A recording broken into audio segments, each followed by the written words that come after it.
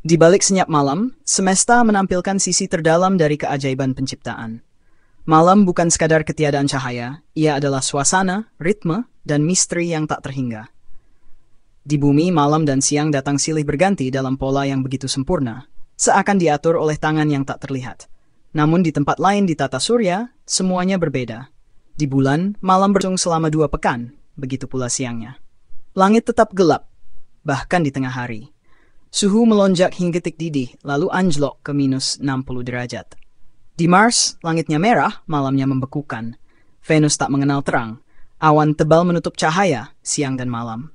Di ujung tata surya, di Uranus, Neptunus, dan Pluto, malam dan siang tak berbeda. Gelap, sunyi, dan beku. Hanya bumi yang memiliki malam dan siang seperti yang kita kenal, seimbang, teratur, bersahabat. Bumi berputar pada porosnya dalam kecepatan yang presisi. Jaraknya dari matahari tak terlalu dekat, tak terlalu jauh. Ia mempertahankan lautan, atmosfer, dan udara. Itulah sebabnya langit tampak biru, senja berwarna jingga, dan malam datang dengan kesejukan. Apakah semua ini kebetulan?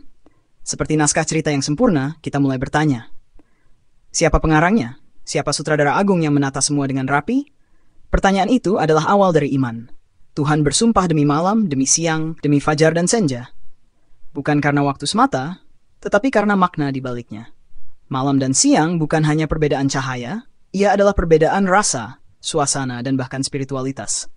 Malam menghadirkan ketenangan. Tubuh memperbarui dirinya saat malam. Setiap 7 tahun seluruh sel tubuh manusia terganti, kecuali otak. Dan proses itu terjadi saat kita tertidur dalam diam. Malam adalah teman para penyair, para seniman, para pemikir, dan para pencari kebenaran. Tak jarang, dari pedesaan kita dengar lantunan lirih. Ya Lail, ya Ain. Nada kerinduan yang mengalun saat bulan bersinar dan angin bertiup lembut. Dan seolah bukan hanya manusia yang menyanyikannya, tumbuhan malam, hewan malam, bahkan mikroba, semuanya ikut bernyanyi dalam bahasa mereka. Dalam dunia hewan, malam menyimpan sisi lain kehidupan. Burung hantu menyergap dengan keheningan total. Sayapnya tak bersuara, matanya tajam, cakarnya seperti pisau. Kucing, dengan mata berkilau di kegelapan, mengintai mangsa. Kelelawar, sang pengelana malam, menavigasi dunia dengan sonar alami, gelombang ultrasonik yang dipantulkan kembali dari dinding dan benda-benda di sekitarnya. Di gua tergelap di Texas, para ilmuwan menemukan kehidupan yang tak pernah melihat cahaya. Semua makhluk di sana buta. Siput, udang, cacing, ikan, salamander, bahkan yang memiliki mata pun tak mampu melihat. Dunia mereka adalah malam abadi, tapi malam juga menyimpan kengerian. Di Amerika Selatan, ternak-ternak ditemukan mati karena anemia. Penyebabnya? Kelelawar pengisap darah, vampir sungguhan. Dengan teknik perekaman inframerah, para peneliti menangkap momen saat kelelawar-kelelawar ini menempel di leher ternak dan menghisap darahnya hingga habis.